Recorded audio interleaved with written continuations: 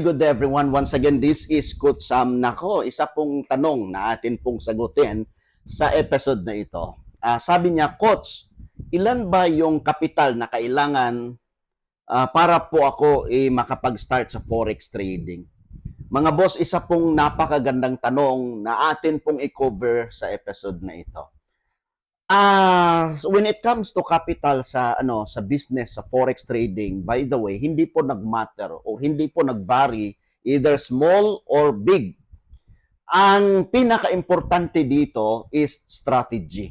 Strategy na kung saan may solid system kang gagamitin, and also strategy na kung saan yun po ang magiging makatutulong po sa inyo, lalong-lalo na sa pagtitrade. Kasi ang forex, risky, yes, na business, pero kung may strategy ka, kahit maliit na kapital or malaki ang kapital mo, kaya mo yan pag-grow, boss. Actually, after dito po sa atin pong isa pong students natin sa academy, actually ang kapital niya is $20 alone, standard account.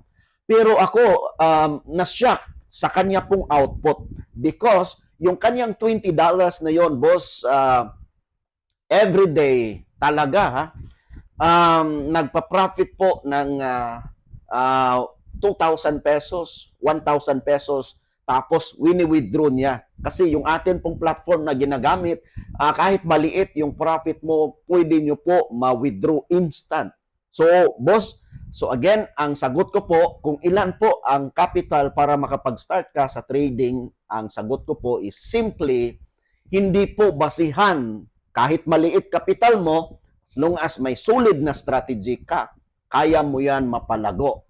Kahit malaki capital mo, tapos wala ka namang solid na strategy, boss, it will end sa tinatawag natin na ma-blue pa rin yung account mo. Ibig sabihin, ma-burn pa rin yung account mo.